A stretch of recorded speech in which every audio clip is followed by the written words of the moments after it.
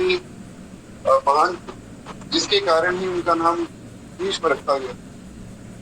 श्री भीष्म जी के चरित्र में हम सुन रहे हैं कि किस प्रकार जो है उनका नाम भीष्म रखा गया। उन्होंने ऐसी कठोर प्रतिज्ञा की कि आजीवन तक ब्रह्मचर्य का पालन करूं और मैं कभी भी विवाह नहीं करूं। ये दो प्रतिज्ञा जब उन्होंने ली तो उनका नाम रखा गया भीष्म। तो ये जो देवव्रत थे ये इतनी शक्तिशाली, इनसे युद्ध को जीत पाना दुर्योधन ने भीष्म जी को बहलाकर अपनी बातों में उलझा दिया और उलझाकर श्री भीष्म से प्रतिज्ञा करवाई। आप हमेशा पांडवों की ओर से ही पक्ष लेते आए। आप मुझसे प्रेम करते नहीं, बस आप पांडव मुझसे प्रेम करते। तो ऐसे उल्टी सीधी बातें दुर्योधन ने कही। भीष्म जी ने प्रतिज्ञा दी, कल सुबह मैं पांचों पांडवों को मार दूंगा। उन्होंने 5 बाणों का आह्वान किया। इसके पीछे में वैसे कथा प्राप्त थी। महाभारत के बारे में वर्णन लिखता है। वो कहा कि 5 बाणों पर जो है आह्वान श्री विष्णु जी ने किया है और दुर्योधन बाण लेकर जा रहा था। दुर्योधन को कपट ने रोका और भगवान ने अपनी बातों में उलझाकर दुर्योधन से वो बाण ले ली।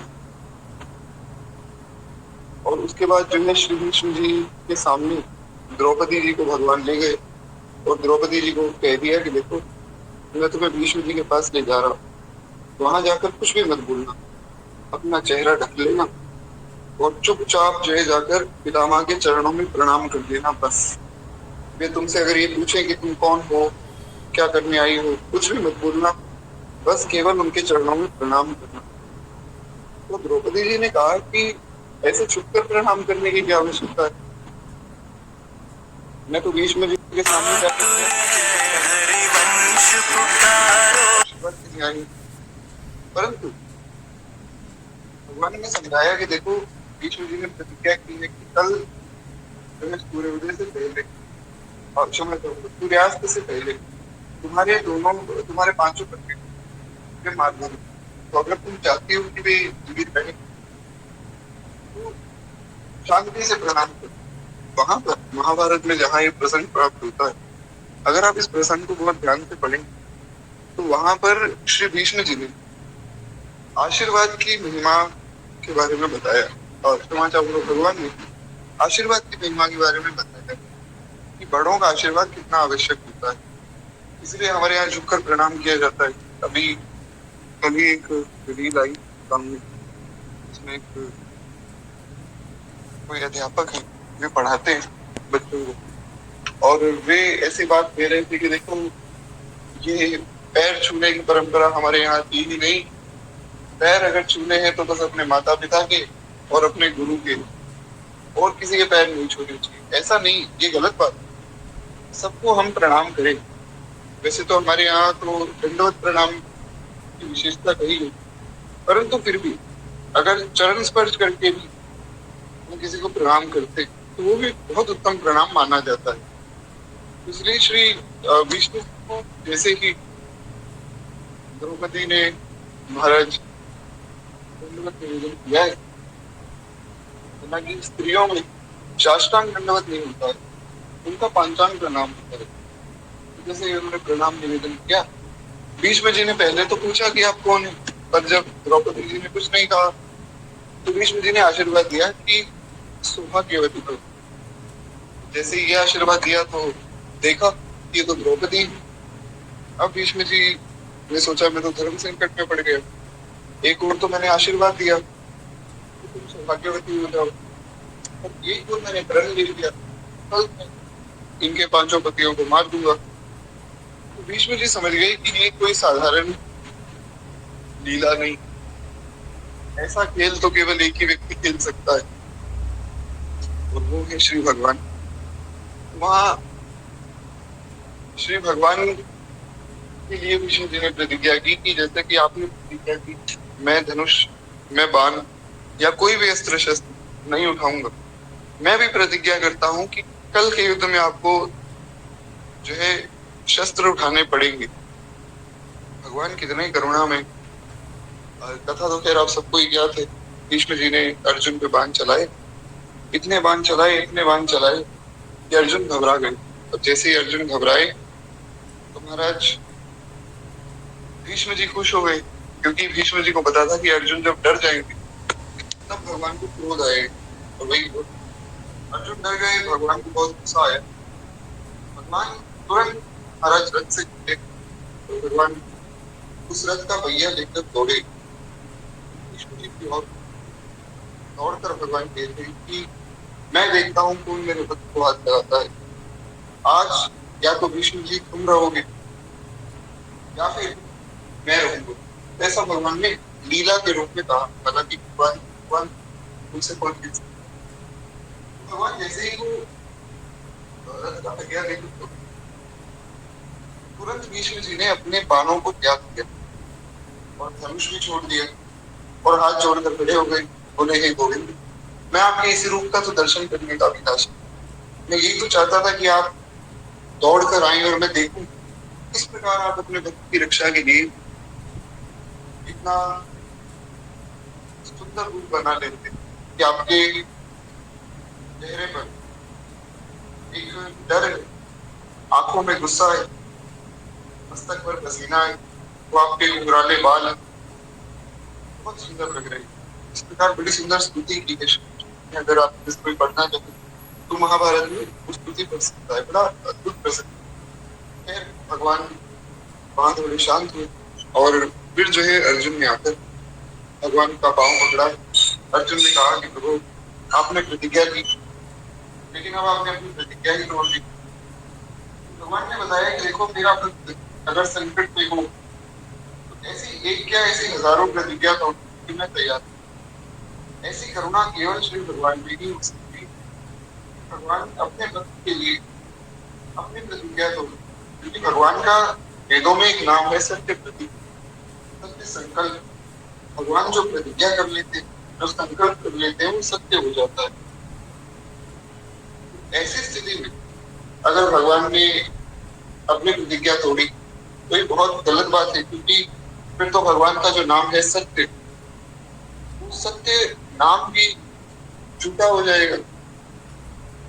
भगवान तो झूठ बोलते, पर फिर भी भगवान ने इस बात का विचार ना किया, केवल इस बात का विचार किया कि मेरा भक्त है भीष्म, और भीष्म ने कहा है कि प्रभु आपको शस्त्र उठाने पड़ेंगे, तो मुझे शस्त्र उठाने पड़ेंगे और मैं शस्त्र उठाऊंगा।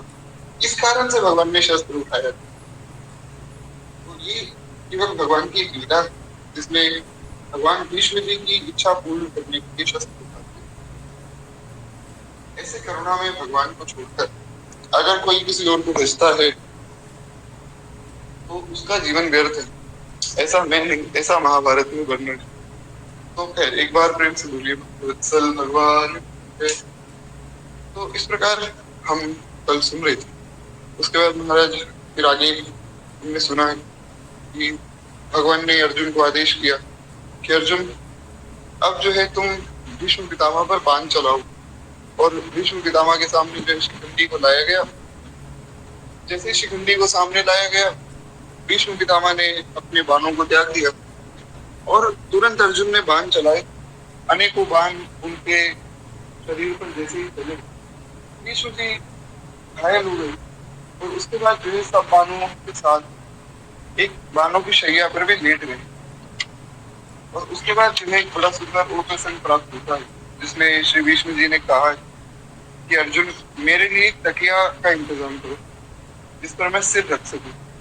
अर्जुन ने सुंदर जो है बाणों से एक तकिया बनाया और अपनी बुद्धिमता का वहां पर एक उन्होंने प्रमाण दिया। भीष्म जी बड़े प्रसन्न हुए। उसके बाद भीष्म जी ने सबको सुंदर धर्म की शिक्षा दी।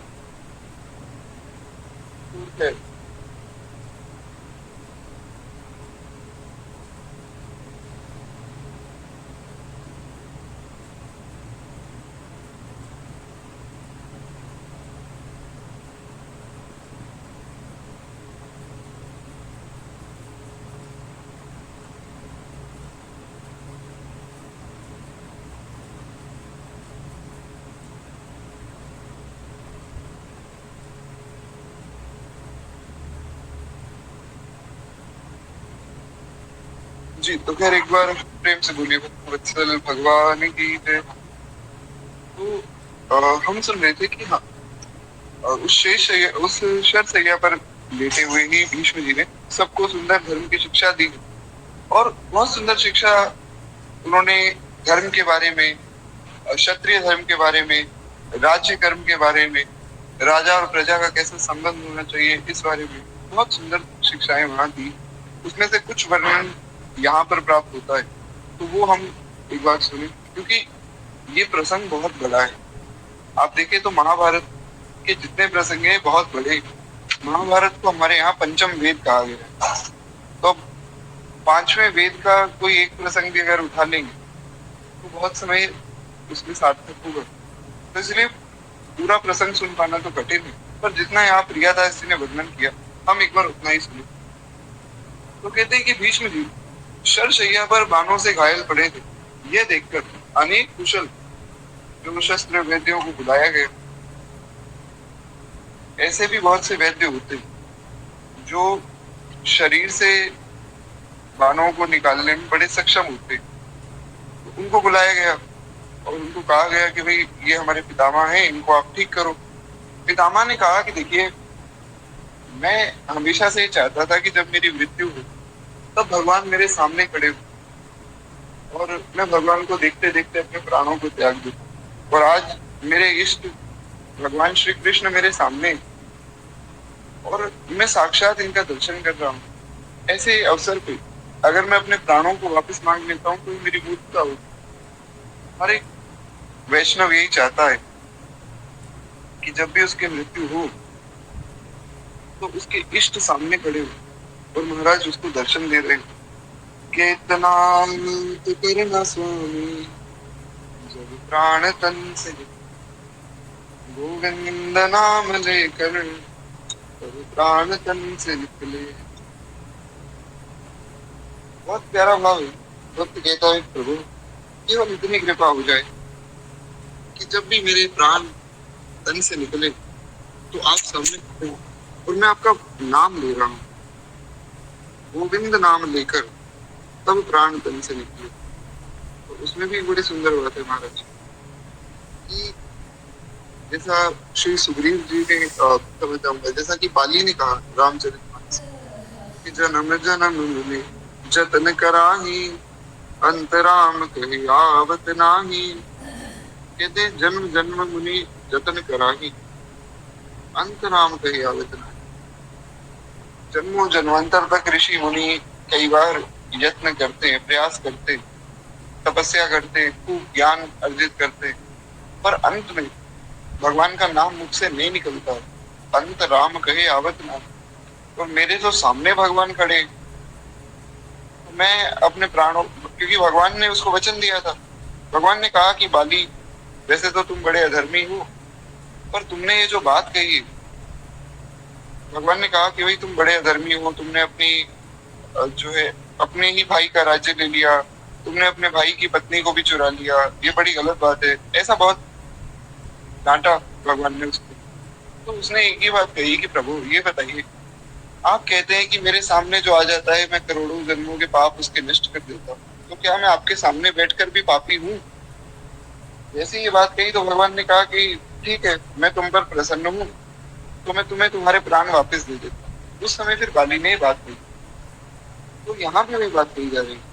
एक भक्त कहता है कि प्रभु मैं तो केवल आपका नाम लेकर प्राण त्यागना चाहता हूँ, क्योंकि आपका नाम मैंने सुना है अंत में लोगों के मुख पर नहीं होता। तो बस ऐसी कृपा हो जाए कि इतना तो करना स्वामी जब प्राण तन से निकले, गोविंद नाम लेकर जब प्राण तन से निकले। श्री गंगा जी का तट हो या यमुना का वंशीवट हो, श्री गंगा जी का तट हो या यमुना का वंशीवट हो, मेरा सांवरा निकट हो जब प्राण तन से निकले, गोविंद नाम लेकर जब प्राण तन से निकले। ये बड़ा अद्भुत भाव है। वही बात यहाँ श्री भीष्म जी कह रहे हैं कि सामने भगवान खड़े, भगवान का नाम मेरे मुख पर है, और मैं अब अगर अपने प्राण वापस मांगता हूँ तो ये तो बहुत गलत बात है।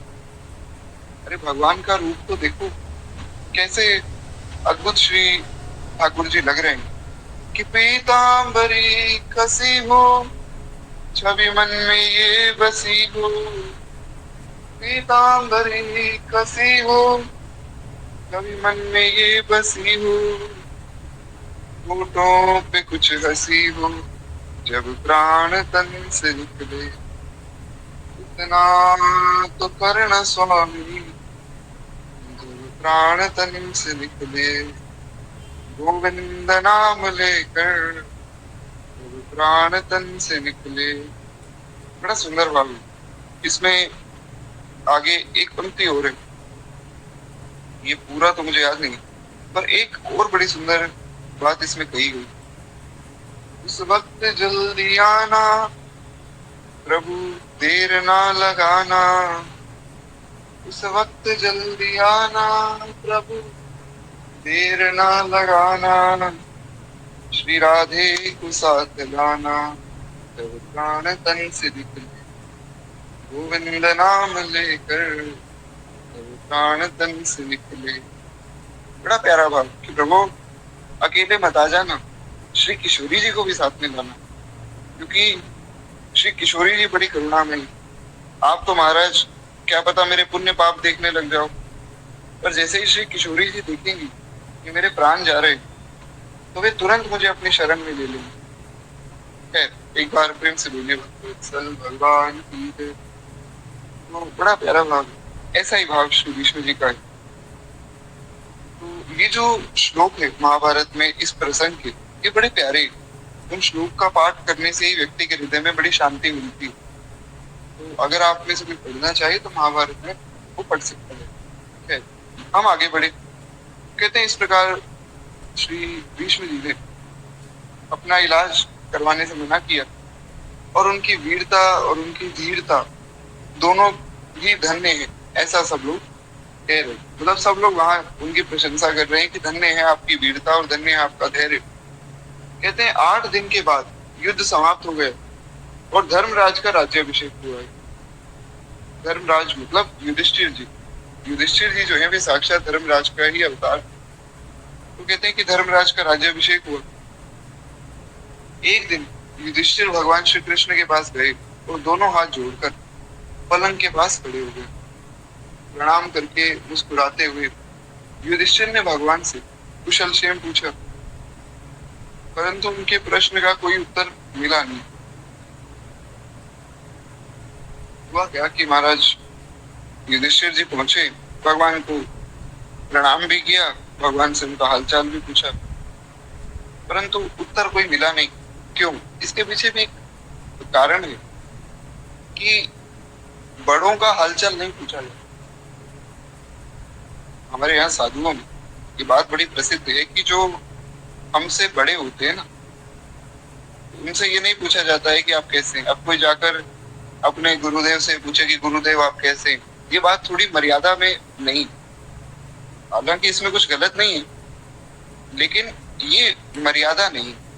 तो जो वैष्णव होते हैं, जो हमसे बड़े आयु में या हमारे भजन में, उनसे उनका हालचाल नहीं पूछना चाहिए, उनको तो प्रणाम करके उनका आशीर्वाद लेना चाहिए। ऐसा साधुओं में एक परंपरा है। तो युधिष्ठिर जी पहुंचे, उन्होंने भगवान श्री कृष्ण को प्रणाम किया, यहाँ तक तो ठीक था, पर जब हालचाल पूछा तब भगवान ने उत्तर नहीं दिया। तो इसके पीछे एक ही भाव हो सकता है कि इसलिए भगवान ने उत्तर ना दिया, क्योंकि भगवान वैसे तो आयु में युधिष्ठिर जी से छोटे हैं, लेकिन भगवान तो भगवान है। तो इसीलिए ये समझना है कि आयु में चाहे कोई बड़ा ना हो, परंतु अगर भजन साधन में हमसे बड़ा है तो उनसे आशीर्वाद ले, उनको प्रणाम करें, उनका इसे हाल चाल पूछने ना दे। तो खैर एक भाव ये हो सकता है। दूसरा भाव ये कि श्री भगवान उस समय ध्यान में थे, तो ध्यानस्थ भगवान उनको देख नहीं पाए और उत्तर नहीं दे पाए। तो भगवान का ध्यान ऐसा दृढ़ था कि भगवान ने सुनी ही नहीं युधिष्ठिर जी की बात।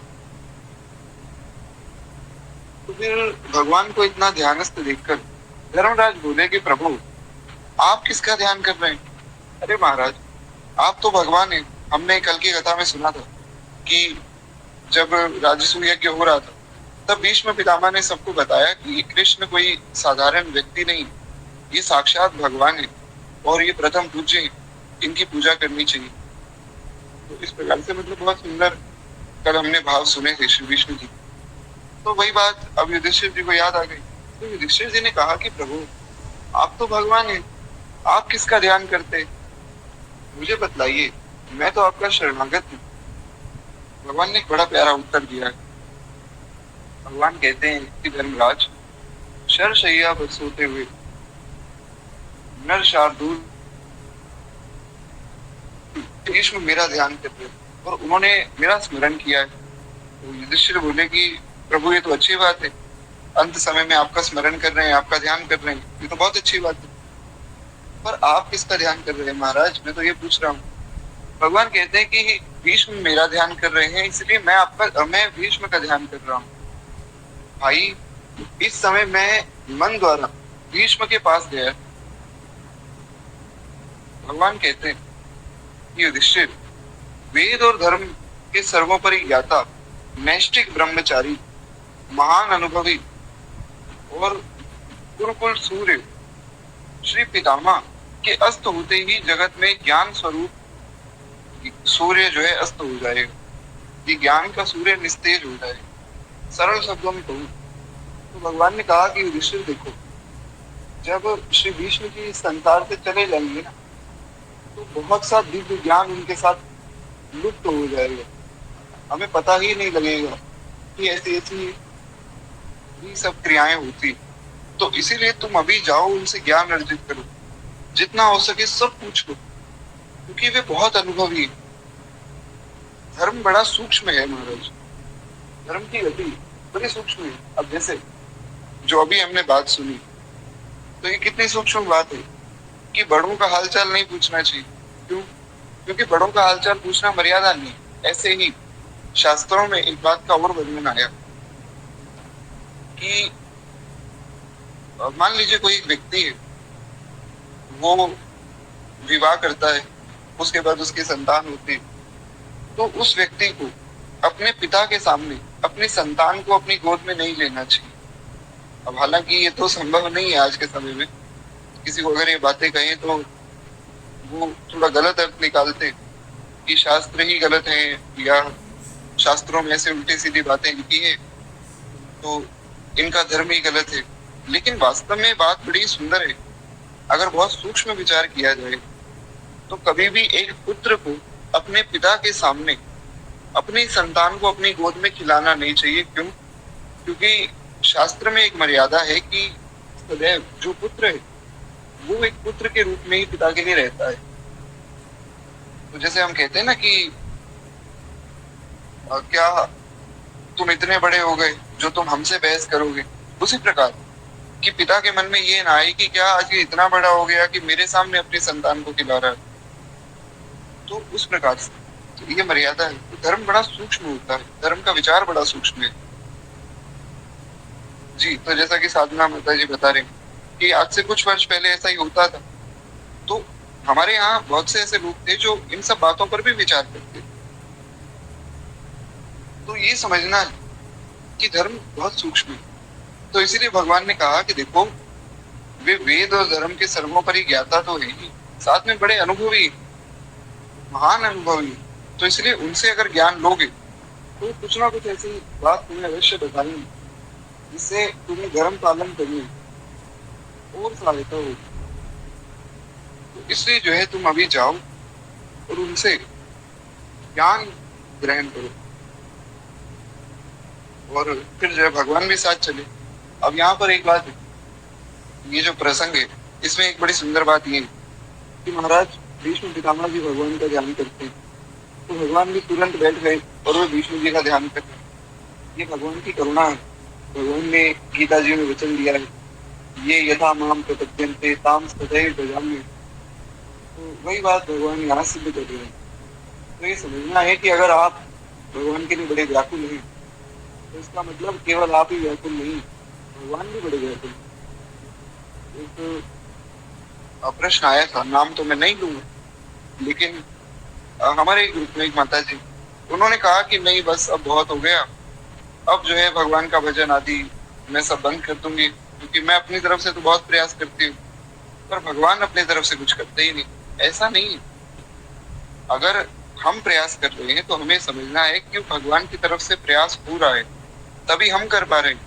नहीं तो हमारे अंदर क्या सामर्थ्य महाराज कि हम भगवान की लिए कुछ कर ले। करने कराने वाले तो श्री ठाकुर जी। तो अगर आपको भगवान की याद आ रही, इसका मतलब ये है कि भगवान आपको याद कर रहे हैं। इसको इस भाव में देखा जाए है। तो इस प्रकार जो है श्री भगवान कहते हैं कि ऋषि, मैं भीष्म जी का ध्यान करता हूँ। क्यों? क्योंकि भीष्म जी मेरा ध्यान करते हैं। तो अब तो महाराज चातुर्मास्य चल रहा है, चातुर्मास्य में तो भगवान केवल अपने भक्तों पे ध्यान लगाते हैं, इसलिए जितना ज्यादा हो सके सबको भजन करना चाहिए। तो भजन, सत्संग, कीर्तन, नाम जप आदि हम करें और व्यर्थ के वार्तालाप से बचे, तो बहुत जल्दी चातुर्मास्य का लाभ प्राप्त हो जाएगा। खैर, एक बार प्रेम से बोलिए भगवान की। तो थोड़ा हम आगे बढ़े। कहते हैं कि इस प्रकार श्री भगवान ने जो है आज्ञा दी युधिष्ठिर जी, और युधिष्ठिर श्री कृष्ण महाराज को साथ लेकर भीष्म के पास गए, और बड़े बड़े ब्रह्मवेता ऋषि मुनि भी वहां उपस्थित थे। बड़े बड़े ऋषि मुनियों को साथ लिया महाराज, ब्राह्मणों को साथ लिया कि आप भी चलिए, आप भी कुछ ना कुछ जो अच्छे ज्ञान की बात सीख लीजिए। ज्ञान किसी से भी सीखने को मिले, ले लेना चाहिए। उसमें आयु का या पद का अहंकार नहीं करना चाहिए। अब जो ऋषि मुनि, ये तो महाराज ऋषि है, ये तो सब भीष्म जी से बड़े हैं, पर फिर भी वे भीष्म जी से ज्ञान लेने के लिए जा रहे हैं। हाँ, ये है कि कहीं से भी ज्ञान ले लेने का मतलब ये नहीं है कि किसी अप्रामाणिक व्यक्ति से हम कुछ भी सुन लें, ऐसा नहीं। जो प्रामाणिक रूप से शास्त्रों का पालन करने वाले परंपरागत व्यक्ति हैं, केवल उनकी बात का ही अनुसरण हमें करना चाहिए। तो सब ब्राह्मण और बहुत से नैष्ठिक ब्रह्मचारी, बहुत से ऋषि मुनि महात्मा सब वहां उपस्थित हुए, और भीष्म जी से बहुत से प्रश्न श्री युधिष्ठिर जी ने किए। कहते हैं भीष्म ने भगवान को देखकर प्रणाम और भगवान का स्तवन किया। अब उठ तो सकते नहीं, तो लेटे लेटे ही भगवान को प्रणाम करते, भगवान की स्तुति करते। और यहाँ जो स्तुति श्री भीष्म जी ने की, ये इतनी प्यारी स्तुति कि कोई अगर एक बार इस स्तुति को पढ़ ले या नित्य भगवान को सुनावे, भगवान बड़े प्रसन्न हो जाए। तो इस प्रकार जो है भीष्म जी ने भगवान का स्तवन भी किया है। श्री कृष्ण ने भीष्म जी से कहा कि उत्तरायण आने में अभी 30 दिन की देरी है, तो इतने में जो है आपने धर्म शास्त्रों में जो भी ज्ञान का संपादन किया है, वो युधिष्ठिर को सुनाकर युधिष्ठिर का शोक दूर कीजिए। और जब भीष्म पितामह जी को बाण लगे, तो बाण लगने के बाद श्री भीष्म पितामह जी लगभग 58 दिन 58 डेज तक उन बाणों पर लेटे रहे, क्योंकि उनको इच्छा मृत्यु का वरदान प्राप्त था।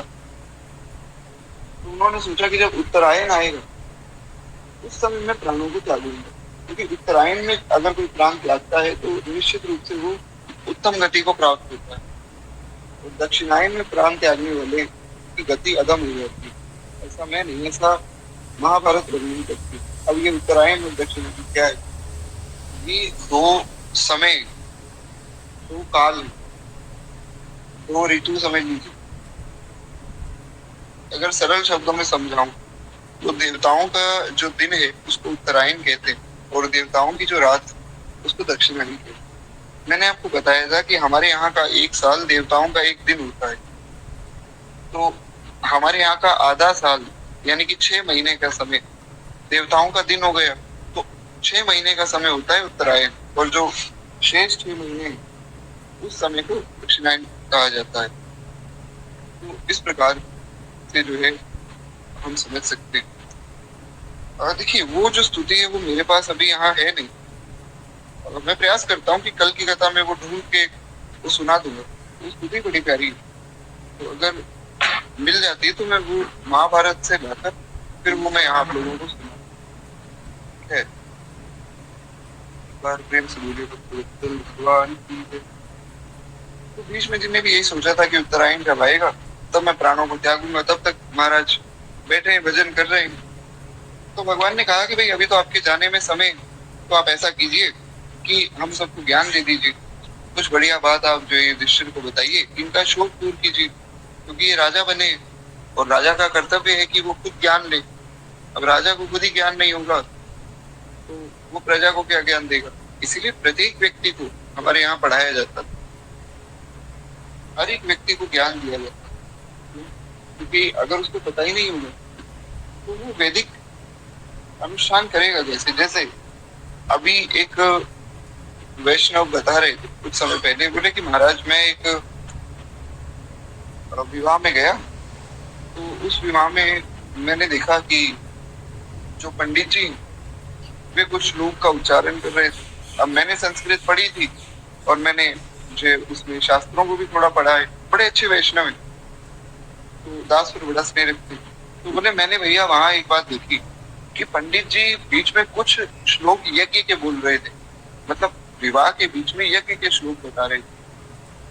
तो अब सोचिए यजमान खुश हो रहे हैं कि हमारा विवाह हो रहा है और वहां यज्ञ के श्लोक चल रहे हैं।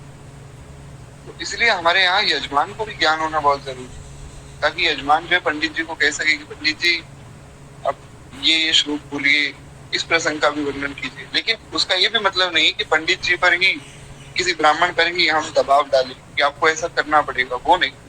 ब्राह्मण भगवत स्वरूप पर हम आग्रह कर सकते हैं। तो अगर उन्हें ही ज्ञान नहीं होगा तो फिर कोई कुछ भी पढ़ देगा, विवाह में यज्ञ के श्लोक पढ़े जाएंगे, यज्ञ में विवाह के श्लोक पढ़ दिए जाएंगे, सब कुछ खराब हो जाएगा महाराज। इसलिए समझना है कि प्रत्येक व्यक्ति को ज्ञान लेना ही चाहिए। हमारे यहाँ सबको ज्ञान दिया जाता था और उस समय धर्म का ज्ञान देते थे तो सब लोगों का शोक भी दूर हो जाता। वही बात भगवान यहाँ कह रहे हैं कि आप युधिष्ठिर को ज्ञान देकर युधिष्ठिर का शोक दूर कर दीजिए। विष्णु कहा मेरा शरीर तो मानव से बड़ा घायल है और मैं व्याकुल हो रहा हूँ, मन और बुद्धि बड़ी चंचल है, बोलने की शक्ति नहीं, तो बारंबार जो है मूर्छा आती। केवल आपकी कृपा से ही मैं अब तक जी रहा हूँ, और फिर आप तो जगत गुरु के समान और मैं, मतलब आप तो जगत गुरु ही है। कहते हैं कि महाराज आप जगत गुरु हैं और मैं तो आपके शिष्य के समान हूँ, मैं क्या बोलूं। ये आप कैसी बात कर रहे हैं प्रभु, आप तो सारे संसार को ज्ञान देते, मैं आपको या आपके सामने किस प्रकार बोलूं। ये भी हमारे यहाँ की एक मर्यादा, हमारे गुरुदेव भगवान की एक जीवन का प्रसंग प्राप्त होता है। एक बार क्या हुआ कि हमारे गुरुदेव भगवान जब उन्होंने कथा कहनी शुरू की तो महाराज खूब सुंदर कथा वे सुनाते थे, पर एक बात तो कभी भी श्री भक्तमाली जी महाराज श्री दादा गुरुदेव के सामने कभी कथा नहीं सुनाते। तो दादा गुरुदेव भगवान जहाँ भी कथा सुनाने जाते तो वहां महाराज जी चुपचाप बैठकर उनकी कथा सुनते, और जब महाराज जी की खुद की कथा होती तब दादा गुरुदेव से आग्रह करते कि गुरुदेव आप मेरे साथ मत चलिए, क्योंकि आप सामने होंगे तो मैं सुना नहीं पाऊंगा, गुरुजनों के सामने कैसे बोलूंगा। तो एक दिन महाराज हमारे दादा गुरुदेव श्री भक्तमाली जी महाराज ने एक लीला की।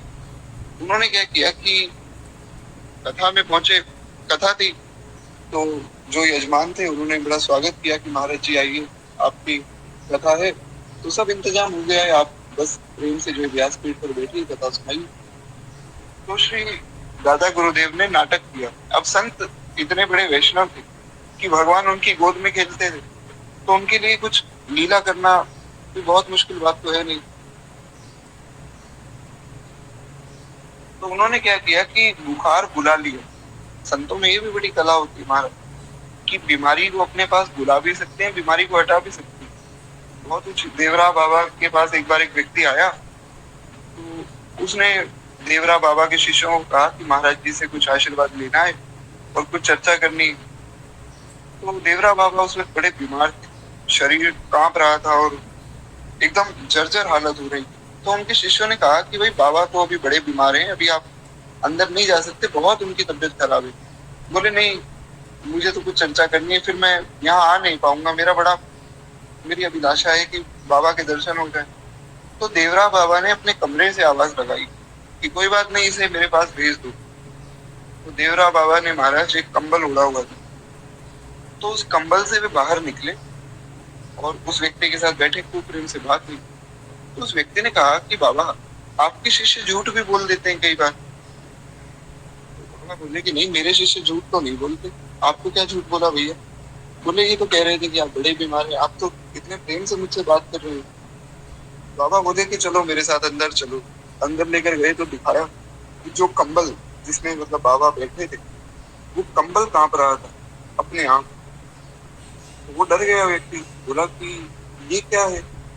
तो बाबा ने बताया, फिर बोले कि देखो मुझे बहुत बुखार है और तुम्हें मुझसे मिलना था, तो इसलिए मैंने बुखार को कुछ समय के लिए यहाँ रोक दिया और मैं बुखार से बाहर आ गया तुमसे बात करने।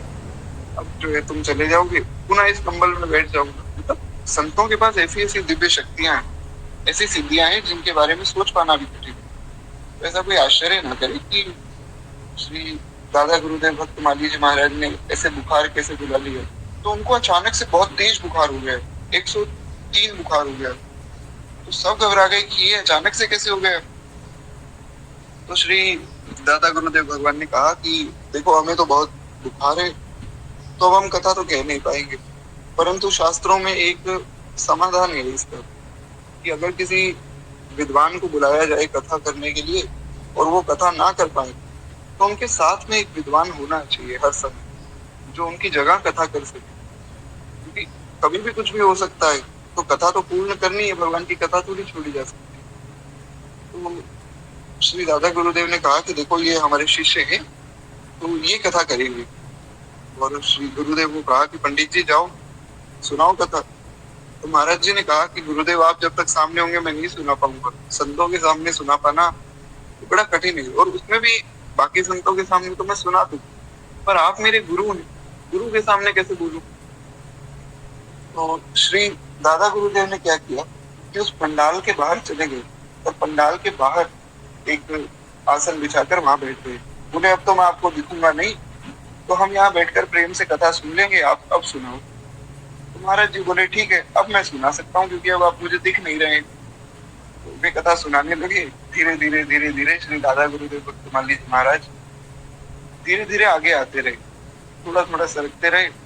और जब कथा पूर्ण हुई तो महाराज जी ने देखा कि सामने ही श्री दादा गुरुदेव भगवान विराजमान और खूब आनंद ले रहे कथा। वैसे बहुत अनेक सी लीलाएं सब भक्तजन वैष्णव जन करते, ताकि वे जो साधक हैं, जो उनके शिष्य हैं या उनके शरणागत हैं या जो भी उनके प्रति भाव रखते हैं, उनको भी सुन सके। ये बड़ा अद्भुत भाव है। खैर एक बार प्रेम से बोलिए श्री दादा गुरुदेव भगवान की जय। इस प्रकार यही बात यहाँ पर श्री भीष्म जी कह रहे हैं कि प्रभु आप जगत गुरु हैं, मैं आपके सामने कैसे बोल सकता हूँ? मेरे अंदर ये सामर्थ्य नहीं कि मैं आपके सामने किसी को ज्ञान दूं। और दूसरी बात ये कि मैं तो बड़ी बुरी अवस्था में हूँ, बाणों से मेरा शरीर गिरा हुआ है, शरीर पूरा घायल है। ऐसी मूर्छा की अवस्था में मैं किसी को क्या ज्ञान दूंगा? तो कहते हैं इसलिए मुझे आप क्षमा कीजिए, मुझसे बोला नहीं जा रहा है, बोल पाना बड़ा कठिन है। प्रेम से छलकती हुई आंखों से भगवान गदगद होकर कहते कि भीष्म तुम्हारी ग्लानि, मूर्छा, दाह, व्यथा और क्षुधा, क्लेश और मोह सब मेरी कृपा से अभी नष्ट हो जाएगा। तुम्हारे अंतःकरण में सब प्रकार के ज्ञान की जो है स्फुरना होगी और तुम्हारी बुद्धि निश्चित ही एकदम तृप्त हो जाएगी। तो अब जो है तुम प्रेम से कथा सुनाओ और तुम्हारा मन वो नित्य ही मुझ में स्थिर हो जाएगा। तुम धर्म या जिस भी किसी विषय पर बोलोगे उसी को तुम्हारी बुद्धि में मैं प्रतिष्ठित कर दूंगा। तो सारी जो परेशानी थी वो एक बार में भगवान ने हल कर दी कि जहाँ तक बात है शरीर की, तुम्हारा शरीर अब स्वस्थ हो जाएगा, तुम्हें कष्ट नहीं होगा बाणों से, ये मेरा आशीर्वाद है। जहाँ तक बात है ना बोल पाने की, तो ठीक है, तुम्हारी गर्दन के जो बांध है, वो भी सब मैं उतार दूंगा, तो वहां से भी तुम निश्चिंत हो जाओ, तो अब तुम बोल भी पाओगे। जहां तक बात है बुद्धि की, तो तुम्हारी बुद्धि में सारा दिव्य ज्ञान मैं प्रकट कर दूंगा, क्योंकि ज्ञान देने वाले तो भगवान ही हैं। "तुई जानत जेहि देहु जनाई, जानै तुम्हें होई जाई"। जनाने वाले केवल श्री ठाकुर जी। तो भगवान ने कहा कि मैं तुम्हें ज्ञान भी दे दूंगा, और जैसा कि तुमने बताया कि मन बड़ा चंचल है, तो तुम्हारा मन भी स्थिर हो जाएगा। तो एक बात जो है सबके मन में आई, पर कोई बोल नहीं पाया, भगवान से कैसे बोले। भीष्म जी ने कहा कि प्रभु, अगर इतनी ही बात है कि मतलब आपको लग रहा है, आपको दिख रहा है कि महाराज जितनी दिक्कत है मेरे साथ, तो महाराज आप खुद ही ज्ञान दे दो। अरे भैया, आपसे बड़ा ज्ञानी कौन होगा। आपने 45 मिनट में अर्जुन को गीता सुना दी, अर्जुन का शोक दूर कर दिया, पूरा युद्ध करवा दिया। तो आपका ज्ञान इतना तेज है कि हे प्रभु, 4 श्लोक में आपने ब्रह्मा जी को भागवत सुनाई। वो 4 श्लोक का विस्तार करते करते वेद व्यास जी ने 18,000 भागवत के श्लोक लिख दिए, और उसके बाद भी लिखते चले गए। ऐसा नहीं कि जो भागवत ग्रंथ है ये पहले नहीं था, ऐसा कोई भी ना सोचे कि रामायण भागवत ये अभी लिखे गए, ये महाराज पहले भी थे। जैसे मैं आपको एक उदाहरण देता हूँ, एक बार प्रेम से बोलिए भक्त वत्सल भगवान की जय। बहुत सावधानी से सुनिएगा। अगर मान लीजिए हम ये माने कि श्री व्यास भगवान ने 18 पुराण लिखे, 17 पुराण लिखे, और उसके बाद जो है उनके मन में आया कि नहीं, मेरे मन में तो संतुष्टि नहीं हो रही है, मेरे मन को संतुष्टि कैसे होगी। फिर नारद जी ने आकर ज्ञान दिया और कहा कि भाई आप भागवत पे जो है टीका लिखो। तो उन्होंने फिर जो है भागवत जी का वर्णन किया। उससे पहले उनको फिर नहीं पता था कि भागवत क्या होती। इसका तो यही आश्चर्य होगा कि महाराज उससे पहले तक व्यास भगवान ये नहीं जानते थे कि भागवत क्या है। जब नारद जी ने उपदेश किया तब उनको समझ आया कि हाँ, मुझे ऐसा कुछ ग्रंथ लिखना चाहिए। लिखने के बाद उन्होंने नाम दिया श्रीमद् भागवत। श्रीमद् भागवत मतलब भगवत जो होता है वो होता है भगवान का। भगवत मतलब भगवान का, भगवत गीता, भगवत वाणी, भगवान की गीता, भगवान की वाणी। और भागवत जो होता है वो होता है भक्त का। जैसे भागवत धर्म है, तो एक वैष्णव का क्या धर्म है, तो जो श्रीमद् भागवत है वो वैष्णवों के लिए। तो इसका यही आश्रय हम लेंगे कि महाराज उससे पहले उन्हें ज्ञात नहीं था कि भागवत जैसा कोई ग्रंथ भी आगे चलकर बनेगा। लेकिन अगर आप पद्म पुराण पढ़े, आप स्कंद पुराण पढ़े, तो उन दोनों में भागवत जी का महात्म्य 4-4 अध्याय में दिया हुआ है, 4-4 श्लोक में दिया हुआ है। कुछ कुछ पुराणों में तो पूरा पूरा अध्याय दिया हुआ है भागवत जी के महिमा में। और हमारे गुरुदेव भगवान ने सब पुराण पढ़े और सब उप पुराण भी पढ़े, उन्होंने सब ग्रंथ पढ़े हैं लगभग। तो महाराज जी बताते हैं कि हमने सब ग्रंथों में कहीं ना कहीं भागवत की महिमा पढ़ी, चाहे 1-2 श्लोक ही लिखे पर लिखे हुए। तो फिर श्री व्यास जी के पहले जितने ग्रंथ थे उसमें कैसे महिमा लिखी हुई। तो कहने का आशय ये कि जो सब ग्रंथ है ये सनातन है, ऐसा नहीं कि पहले नहीं था। इसका ये थोड़ी कि जब तक व्यास भगवान नहीं थे तब तक पद्म पुराण नहीं थे। भैया, अगर पद्म पुराण नहीं थी, स्कंद पुराण नहीं थी, गरुड़ पुराण नहीं थी, तो लोगों को ज्ञान कौन देता था उस समय। ये समझना है। और ये भाव बड़ा सुंदर है। वैसे तो इस सिद्धांत की चर्चा मैं बहुत विशेष रूप से यहाँ करता नहीं, क्योंकि उससे कोई बहुत विशेष लाभ तो नहीं। पर एक बात है कि देखिए, वेद अपौरुष है, वेद तो सनातन है, ये हमें समझना है। ऑनलाइन कट्टर हिंदू तो बताते हैं कि महाराज इतने करोड़ साल पहले वेदों को लिखा गया, तो ऐसी भी मूर्खता चल रही। पर ऐसा नहीं, वेद अपौरुष है, वेदों को किसी ने नहीं लिखा। जब भगवान प्रकट हुए तब भी वेद प्रकट हुए। तो अगर वेद अपौरुष है तो पुराण भी अपौरुष होने चाहिए, नहीं तो ये समन्वय नहीं होगा। नहीं तो फिर मान लीजिए कोई मुझ जैसा व्यक्ति है जिसको लोकेशना की बड़ी इच्छा है कि इस संसार में मुझे बड़ा सम्मान मिले, तो मैं तो ऐसा ही सोचता हूँ दिन रात। तो मैं कुछ ना कुछ ऐसा लिख दूंगा जिससे सब लोग बड़े प्रभावित हो जाएंगे, मेरी वाहवाही हो जाएगी। मैं कह दूंगा ये भी एक पुराण है जी, 18 पुराण जो है श्री व्यास जी ने लिखे, ये 19वां या 20वां पुराण जो है मैं अपने आप से लिख रहा हूँ, तो ऐसा नहीं हो सकता है। इसलिए समझना है कि जो 18 पुराण है सब नित्य है। उसी प्रकार भगवान को जो गीता का उपदेश करने में भगवान ने समय सार्थक किया है वो भी नित्य है। भगवान ने सबसे पहले वो श्री विस्वान जी को दिया। उसी प्रकार यहाँ जो बात अब होने वाली है ये भी नित्य है। तो भगवान कहते हैं कि भैया ज्ञान तो मैं स्वयं भी दे देता। भीष्म जी ने कहा कि भाई जब इतनी दिक्कत आप समाधान करोगे सबका तो महाराज आप खुद ही ज्ञान दे दो। भगवान ने कहा मैं स्वयं उपदेश कर देता, लेकिन तुमसे इसलिए उपदेश करवा रहा हूँ कि जैसे जिससे जो है मेरे भक्त की कीर्ति बढ़े। भगवान ने व्यास जी से जो ये प्रणयन करवाया ये इसलिए करवाया कि व्यास जी की कीर्ति बढ़े। गोस्वामी जी ने तो साफ लिखा ही है रामचरितमानस, शंभु प्रसाद सुमति तुलसी रामचरितमानस कवि तुलसी। गोस्वामी जी ने तो स्पष्ट कहा है कि भैया ये तो भगवान शंकर का प्रसाद है। भगवान शंकर ने कृपा करके जो है ये कथा सारे जगत को प्रदान की और मेरे माध्यम से कर दी ताकि मेरा नाम हो जाए। तो नाम मेरा हो गया कि भाई गोस्वामी तुलसीदास जी ने रामचरितमानस लिखी, लेकिन ये वास्तव में लिखी तो भगवान शंकर ने, मैंने तो खाली उसका अनुवाद किया है। तो इस प्रकार भगवान का इस स्वभाव है संतत दासन देहु बढ़ाई।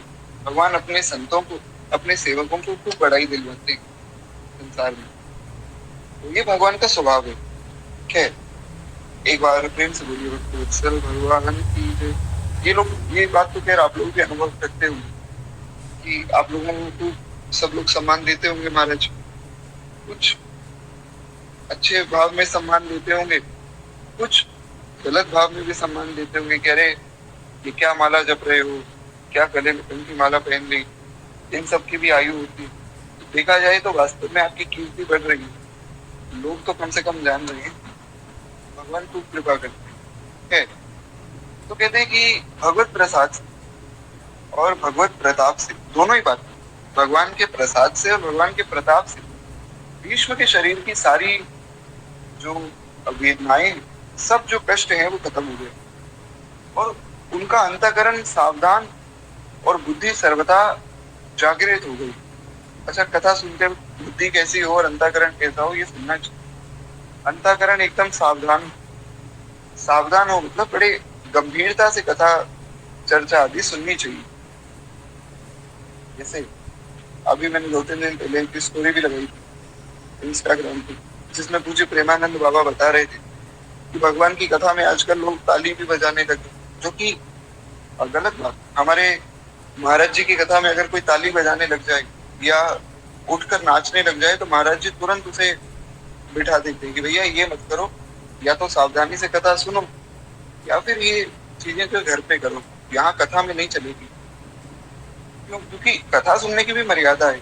मान लीजिए एक प्रसंग चल रहा है जिसमें बताया जा रहा है, या ऐसा समझे एक स्तुति के माध्यम से आदि शंकराचार्य भगवान ने एक स्तुति की, पुनरपि जननम पुनरपि मरणम पुनरपि जननी जठरे शयनम भज गोविंदम गोविंदम भज। एक बार श्री आदि शंकराचार्य भगवान एक रास्ते से जा रहे थे, तो रास्ते में उन्होंने देखा कि एक ब्राह्मण जो है वो डुकरे करने का जप कर रहा है। संस्कृत की व्याकरण में डुकरे करने पढ़ाया जाता है। ऐसा समझ लीजिए कि एक सिलेबस का पार्ट है एकदम सरल शब्दों में।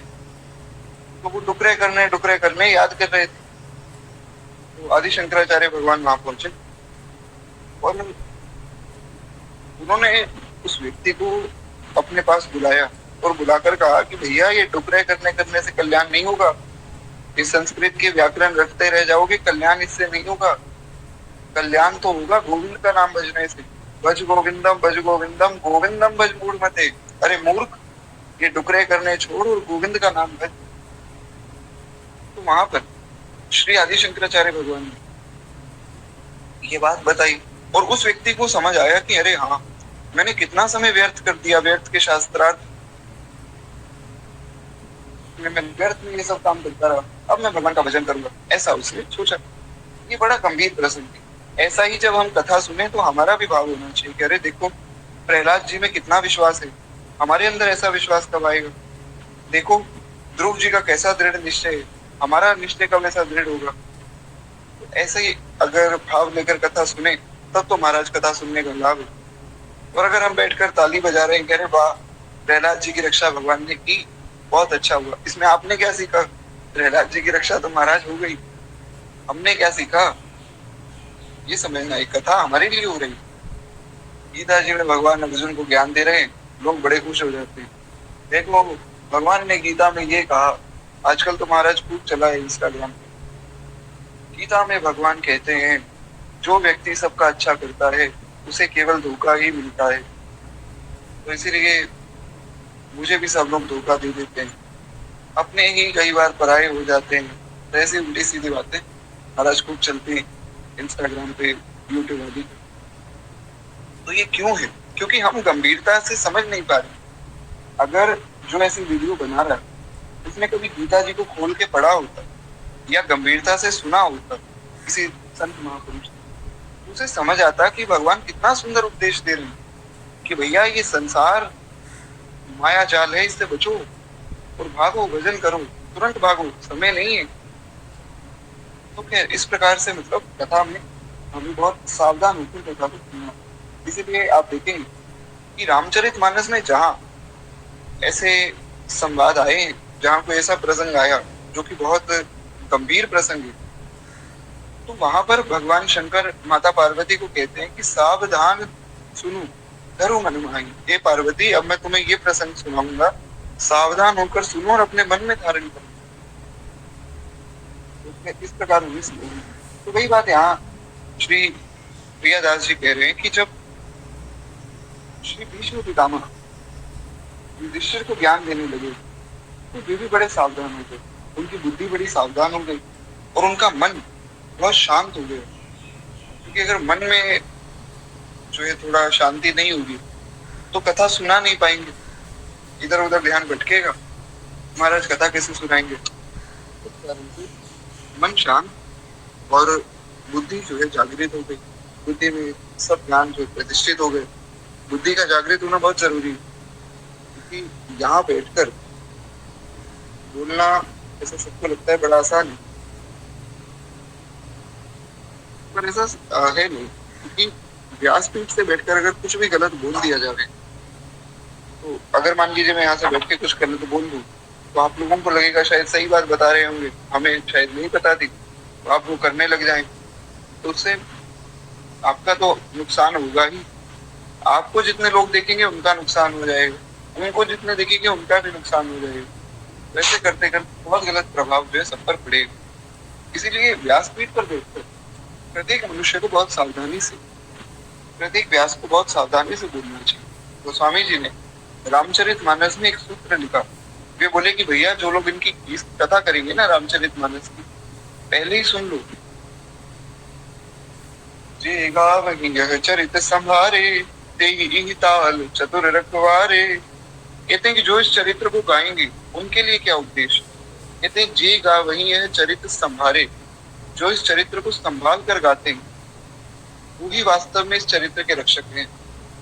वरना अगर कुछ गलत भाव कह दिया तो बहुत हानि हो जाएगी। जैसे एक मानस जी की चौपाई है जो पार्लियामेंट में भी पहुंच गई, चौपाई कहने की आवश्यकता नहीं है, आप लोग समझ गए, इसलिए बहुत ध्यान से यहाँ कहना चाहिए। खैर अब मुझे इस बात की कोई चिंता नहीं, क्योंकि मैं तो कथा कहता ही नहीं, कहने वाले श्री गुरुदेव हैं, मैं तो सुनने आता हूँ। तो कहने का आशय है कि जब भी भगवान की बात किसी को बतावें तो बुद्धि जागृत होना बहुत आवश्यक है। जो संतों से महापुरुषों से सुना है, जो शास्त्रों में पढ़ा है, वही बात बोलनी चाहिए, अपने मन से कुछ भी नहीं बोल देना चाहिए। तो कहते हैं इस प्रकार श्री भीष्म जी की स्थिति हुई कि सब कुछ, सब कष्ट हट गया और उसके बाद सब दिव्य ज्ञान उनकी बुद्धि में आ गया, मन भगवान में स्थिर हो गया। और अब जो है श्री भीष्म पितामह जी सबको ज्ञान देने के लिए अब तैयार है। कहते हैं ब्रह्मचर्य, अनुभव, ज्ञान और भगवत भक्ति के प्रताप से अगाध ज्ञानी श्री भीष्म जी जिस प्रकार 10 दिन तक रण में तरुण उत्साह से झूम रहे थे, उसी उत्साह से अब भी युधिष्ठिर जी को धर्म का ज्ञान दे रहे और उनके उनके शोक संतप्त हृदय उन्हें शांत कर दिया। यानी कि उनका जो शोक है, जो युधिष्ठिर जी के मन में शोक है, क्योंकि जब तक व्यक्ति को ज्ञान नहीं होता ना किसी बात पे व्यक्ति परेशान रहता है कि अरे ऐसा क्यों है वैसा क्यों है। जब पूर्ण ज्ञान हो जाता है तब कोई परेशानी नहीं। आप देखिए जितने भी हमारे साधु हैं, संत हैं, वे सदैव मुस्कुराते हुए दिखेंगे। क्यों? क्योंकि पूर्ण समाधान हो गया महाराज, आपको चाहिए ही नहीं हो। तो कभी निराश, कभी उदास, हताश नहीं दिखेगी आप। तो इस प्रकार श्री युधिष्ठिर जी के मन में जो शोक थे वे सब भीष्म जी ने दूर किए। और इस प्रकार जो है भगवान के सामने ऋषियों के समूह से जो है घिरे हुए धर्म चर्चा करते करते जब उत्तम उत्तरायण काल आया तो भीष्म जी मौन हो गए और उन्होंने पीताम्बरधारी भगवान श्री कृष्ण को पूरी तरह देखा, उनमें मन लगाया और उनकी स्तुति की। अब जो स्तुति यहाँ हुई ये बड़ी अच्छी बात हो गई कि अभी हम लोग चर्चा कर रहे थे कि स्तुति कल मिलेगी तो मैं सुना दूंगा, पर आज ही मिल गई महाराज भगवान की दया से। यहाँ पर जो है प्रियादास जी ने उस स्तुति का वर्णन किया है, तो मतलब उसका भावार्थ हम यहाँ सुन लेते हैं। बड़ी प्यारी स्तुति, इसको सुनने मात्र से व्यक्ति भगवान के प्रति और आकर्षित हो जाता है और भगवान की भक्ति में और आगे बढ़ता है। उसे बहुत सावधानी से सब लोग सुनिए। बस ये स्तुति सुनकर आज की वाणी को हम यहाँ विश्राम देंगे। एक बार प्रेम से बोलिए भक्त वत्सल भगवान की जय। तो श्री भीष्म जी महाराज कहते कि मैंने इस तरह उन यादव पूर्वक एवं श्रेष्ठ भगवान श्री कृष्ण कामना रहित बुद्धि अर्पित कर दी। वहां पर ये बड़ा प्यारा एक श्लोक प्राप्त होता है महाभारत में। वो श्लोक तो मुझे याद नहीं है, पर आपने अक्सर भागवत आदि की कथा में सुना होगा किसी न किसी व्यास। और श्री भीष्म जी ने कहा कि प्रभु मैं अपनी बुद्धि आपको अर्पित करना चाहता हूँ। मेरी बुद्धि जो है नवीन कन्या के समान है और मैं चाहता हूँ कि ये कन्या मैं आपको दे दूं। क्यों महाराज? मुझे क्यों दे दूं? क्यों? क्योंकि बुद्धि में बहुत से विचार आते हैं, हमारे मन में बहुत से विचार आते हैं और मन पर जो है बुद्धि राज करती है। ऐसा शास्त्र वर्णन है कि मन बड़ा चंचल है, लेकिन अगर दृढ़ निश्चय कर लिया जाए कि मन को वश में करना है तो किया जा सकता है। क्यों? क्योंकि बुद्धि मन से भी ज्यादा प्रबल है और बुद्धि से भी ज्यादा प्रबल है आत्मा। इसीलिए अगर कोई दृढ़ निश्चय कर ले कि इसी जन्म में इसी शरीर से हमें अपना कल्याण करना है, भगवान को पाना है, तो निश्चित रूप से वो भगवान को पा सकता है। क्योंकि आत्मा सबसे प्रबल है। आत्मा बुद्धि को कंट्रोल करेगी, बुद्धि मन को कंट्रोल करेगी, मन भगवान में लग जाएगा। इसीलिए श्री भीष्म पितामह कह रहे हैं कि प्रभु आत्मा तो मेरी आपके पास ही है, क्योंकि आत्मा में तुम आपका ही स्वरूप है। मैं अपनी बुद्धि भी आपको अर्पित करता हूँ और मेरी बुद्धि नवीन कन्या है। ऐसा नहीं कि मैं बहुत वृद्ध हो गई। बुद्धि नवीन कैसे बनती है? वो नवीन ऐसे बनती है कि जब हम बहुत सी कथाएं सुनते हैं तब महाराज हमारी बुद्धि नवीन बनी रहती है, एकदम कुंवारी कन्या के समान, जो है कभी भी उसका विवाह भगवान से कराया जा सकता है। यानी कि कभी भी भगवान की शरण में जा सकता। और अगर कोई ये सोचे कि अरे यही तो राम कथा है, एक था राम, एक थी सीता, एक था रावण, रावण आया वो सीता को हर के ले गया। और महाराज एक बुंदेलखंड में जो है उनकी भाषा में इस प्रसंग को सुनाया जाता है।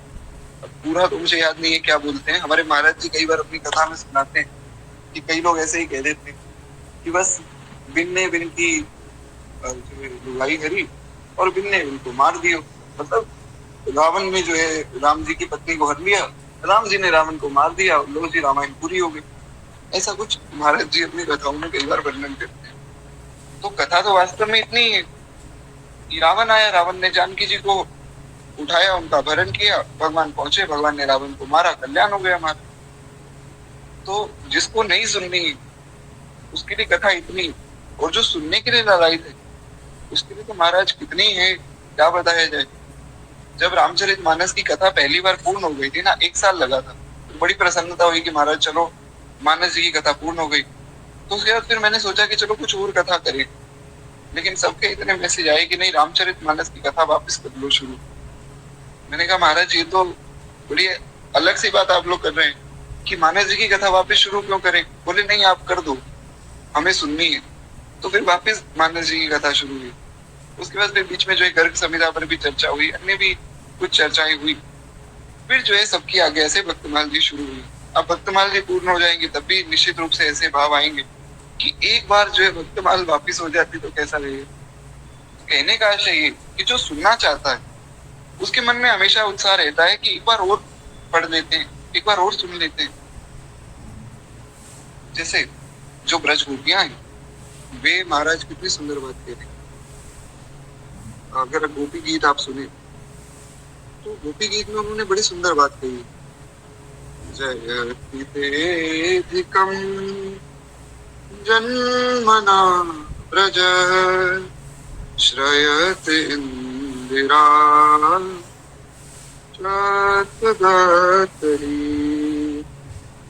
गोपियां कहती कि प्रभु जब से आपने ब्रज में जन्म लिया तब से ब्रज और सुंदर हो गया। इसका मतलब ये कि ब्रज क्या पहले सुंदर नहीं, पहले भी था, पर जब से आप आए हैं तब से इसकी महिमा और बढ़ गई, क्योंकि भगवान नित्य नवीन है। शास्त्रों में महाराज वर्णन है कि शनै शनै नवतम उपैति। भगवान का स्वरूप कैसा है जो क्षण क्षण में और नवीन होता जा रहा है। मतलब अभी आप भगवान का दर्शन करें, मान लीजिए आपने बहुत ध्यान से कथा सुनी, कथा सुनने का फल है भगवान का दर्शन, निश्चित रूप से दर्शन होगा। बहुत सावधानी से कथा किसी दिन सुनकर देखिए, भगवान का दर्शन होगा। आपने जो दर्शन किया 1 सेकंड बाद देखेंगे तो और सुंदर हो जाएंगे भगवान, फिर मन करेगा कि अरे और देखें, फिर 1 सेकंड बाद देखेंगे तो मन करेगा और देखें। उसी प्रकार भगवान की कथा है, अगर कोई बहुत सावधानी से सुने तो मन करता है कि नहीं इस प्रसंग को थोड़ा और विस्तार में सुने, थोड़ा और विस्तार में सुने, इस प्रकार। तो वही बात यहाँ जो है ब्रज गोपियां कह रही, श्रयत इंदिरा शाश्वत रही। खैर इस प्रकार से मतलब इस भाव को ग्रहण किया जा सकता है। थोड़ी समय की मर्यादा है, नहीं तो महाराज गोपी गीत भी बड़ा सुंदर है, तो पुनः चर्चा कर लेंगे। एक बार प्रेम से बोलिए भगवान की जय। जी मैं प्रयास करूंगा कि या तो किसी दिन गोपी गीत पर प्रभु कृपा से चर्चा ही हो जाए, या फिर समय मिला तो रिकॉर्ड कर दूंगा। तो इस प्रकार हम आगे बढ़े। तो श्री विष्णु पितामह जी महाराज कहते हैं कि त्रिभुवन सुंदर एवं तमाल तरु के समान श्याम शरीर और सूर्य की किरणों से गौर वर्ण सुंदर वस्त्रों को धारण किए हुए और अलकावली से जो है आवृत सुशोभित होते मुख कमल के मुख कमल वाले अर्जुन के प्रिय मित्र श्री कृष्ण मेरी निष्काम भक्ति को स्वीकार कर। अब यहाँ बड़ी सुंदर बात है, मैंने सोचा था इस स्तुति आज पूर्ण हो जाएगी, पर आज होगी नहीं, क्योंकि इसमें एक भाव है जो बड़ा प्यारा है, जिस पर मैं थोड़ा विस्तार करना चाहता हूँ। जी मैं आपको जो गोपी गीत रिकॉर्ड करके भेज दूंगा, निश्चिंत रहिए। मुझे याद दिला दीजिएगा, क्या है मैं भूल जाता हूँ, तो मैं प्रयास करूंगा, मैं रिकॉर्ड कर दूंगा ग्रुप में। ओके इस प्रकार हाँ, तो यहाँ पर जो बात श्री भीष्म जी ने कही, भीष्म जी कहते हैं कि महाराज जो त्रिभुवन सुंदर है एवं तमाम तरु के समान जिनका श्याम शरीर है, यानी कि भगवान के शरीर का वर्णन किया। कहते हैं सूर्य की किरणों के समान जिनका गौर वर्ण, और मतलब गौर वर्ण को जो धारण किए हुए हैं, यानी कि श्री किशोरी जी का वर्णन किया। जो लोग कहते हैं ना कि भाई महाभारत में भागवत में किशोरी जी का वर्णन वो स्तुति में आया। तो कहते कि जिनका गौर वर्ण है उनको जो अपने हृदय में धारण किए हुए वे भगवान अपनी अलकावली से सुशोभित होते, अपने मुख कमल वाले, मतलब ऐसे सुंदर मुख कमल वाले अर्जुन के प्रिय मित्र भगवान कृष्ण में मेरी भक्ति हो। सीधा कह देते महाराज की भगवान कृष्ण में मेरी भक्ति हो। ये अर्जुन के प्रिय मित्र क्यों कहा? यही है भक्त का संबंध। बड़ी ऊंची बात है, हम भगवान से जुड़े लेकिन हम गुरुदेव की कृपा से जुड़े। तो जब भगवान की शरण में जाएं तो ये मत बताइए कि मैं प्रभु आपका हूँ, ये बताइए कि प्रभु मेरे गुरुदेव के संबंध से मैं आपका हूँ। मैं आपके लायक नहीं हूँ, मैं मानता हूँ, मेरे गुरुदेव तो आपके लायक हैं, भैया मैं उनका हूँ, तो मुझे स्वीकार कर लो। जैसे जब भगवान मिथिला में पहुंचे तो मिथिला की सब सखियां जो है खूब सुंदर भगवान की स्तुति कर रही थी। सखी गली गली घूमत अवध के किशोर, गली गली घूमत अवध के किशोर, देखने को आज भयो मिथिला में शोर, देखने को आज भयो मिथिला में शोर, सखी गली गली घूमत अवध के किशोर। वहां पर खूब सुंदर, ये तो हमने खैर बहुत बार भगवान के विवाह की कथा तो कम से कम 5-7 बार हुई, तो उसमें हमने सब पद सुने। तो वहां पर हमने एक भाव सुना था कि सब सखियां जो है आपस में खूब चर्चा करती है कि देखो कैसे दिख रहे हैं, कैसे लग रहे हैं। राम गौर करम बखानी, गिरा अनयन नयन तिरुबानी। सखियां कहती हैं कि मैं कैसे वर्णन करूं, एक श्याम है एक गौर है, अरे जिन आंखों के पास देखने की सामर्थ्य है वो बोल नहीं सकते, और जो मुख बोल सकता है वो देख नहीं सकता, कैसे वर्णन किया जाए श्याम गौर की तरह बतानी। तो वही सखियां बाद में कहती हैं इतने सुंदर थे। महाराज पहली बात तो ये अयोध्या के नरेश राजाधिराज पट्टाभिराम ये श्री राम, और दूसरी बात ये सारे जगत के कारण सर्वेश्वर परात्पर परब्रह्म अखिल हे प्रतनीक अनंत कोटि ब्रह्मांड नायक अनंत कल्याण गुणगण मिले वो भगवान हमें कैसे प्राप्त होंगे, जिनकी स्तुति करते हुए ब्रह्मा जी कहते हैं कि प्रभु दर्शन दे दीजिए, शंकर जी जिनकी चरण धूलि पाने के लिए बड़े लालायित रहते हैं, हमने ऐसा क्या कर दिया जो हमें मिल जाएंगे। तो वहाँ एक सखी बड़ी प्यारी बात कहती है। अग्र स्वामी जी के बहुत से ऐसे पद हैं जिसमें उन्होंने इन बातों का वर्णन किया, क्योंकि अग्र स्वामी जी तो साक्षात चंद्रकला सती के द्वारा, तो कहते हैं कि हमारा कोई कर्म नहीं है कि हम भगवान को पालें, लेकिन एक बात है जो बड़ी सुंदर है, क्या कि सियाजू के संबंध से और सियाजू के नाते से संबंध लेंगी जो, हम कुछ नहीं कर सकते लेकिन हमारी किशोरी के नाते से तो संबंध जोड़ सकती है। तो सियाजू के नाते से संबंध लेंगी जो, ये सखी श्री किशोरी जी के नाते से हमें। उसी प्रकार यहाँ श्री भीष्म जी कह रहे हैं कि मैं अर्जुन का पितामह हूँ और अर्जुन आपका सबसे प्रिय मित्र है, इसलिए हे प्रभु अर्जुन के नाते मुझे स्वीकार कर लीजिए। किसी भी भक्त के नाते अगर कोई दूसरा भक्त भगवान तक पहुंच जाए तो ये भी बड़ा एक अद्भुत भाव। हम भी ये भगवान से प्रार्थना करें कि प्रभु हम आपके लायक हैं या नहीं तो नहीं जानते, पर हमारे गुरुदेव सर्वथा लायक, और उनके नाते से स्वीकार कर लो महाराज, आप तो बड़े कथा में, तो गुरुदेव के नाते से आप हमें स्वीकार कर लीजिए। तो इस प्रकार का भाव जो एक वैष्णव का होना चाहिए। एक बार फिर से अब की स्तुति जो है थोड़ी और विस्तृत व्याख्या इस पर मतलब करना चाहता हूँ। तो कल जो है हमारा ये चरित्र भीष्म जी का पूर्ण होगा, बस ये स्तुति और उसके बाद एक प्रसंग और है वो हम कल की कथा में सुनेंगे। आज वाणी को एक विश्राम देते हुए केवल 2 मिनट प्रेम से हम लोग माने से भक्तनाथ जी की आरती करें, उनके बाद वाणी को विश्राम दें, और बाकी जहाँ तक बात है भूमि की लाइव सुनाने कुछ या तो गोपी गीत पर ही चर्चा होता है या फिर आगे जो गोपियों का चरित्र आए तो उसमें फिर हम गोपी गीत भी सुन सकते हैं। हाँ निश्चित रूप से, क्योंकि जो भी यहाँ भाव आप सबके मन में आते हैं वो पूर्ण हो ही जाते हैं। जैसे अभी साधना माता जी ने कहा कि वो स्तुति अगर सुना ही देते तो स्तुति आ ही गई, तो कथा जो बहुत सावधानी से सुनते हैं ना उनके भाव भगवान पूर्ण, तो निश्चिंत रहिए ये भाव भी हमारा पूर्ण होगा ऐसी प्रार्थना है। और एक बार फिर से बोले इस धनी में भारत की आरती आरती इस धनी में भारत की आरती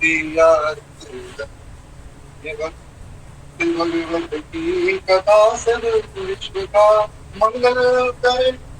इस धनी में भारत की आरती आरती नर जाति जब माया विवश अज्ञान तब में पग गई भारती क्या माधवी धन धन की धन धन ज्ञान माया मोह तपकी काली माँ कलई दुर्गे प्रेम समता सत्य सुख शुचि कंज करता लोक कल कलिमल सकूट गण प्रभात हो गए सब सब पतित सुंदर सुखद नटे पति को पा गए इस भक्त माला के सकल हरि भक्त जन दाया करो सच्ची अहिंसा भक्ति में विज्ञान दे माया है। सच्ची अहिंसा भक्ति में विज्ञान दे माया है। इस धन्य नाभा भारती की आरती आरती। भक्तवत्सल भगवान की जय। बाल कृष्ण लाल की जय। उमापति महादेव की जय। श्री सत्यदेव भगवान की जय। स्वामी श्री महादास जी महाराज की जय। श्री भक्तमाल भगवान की जय। सत्संतन की जय। सब भक्तन की जय।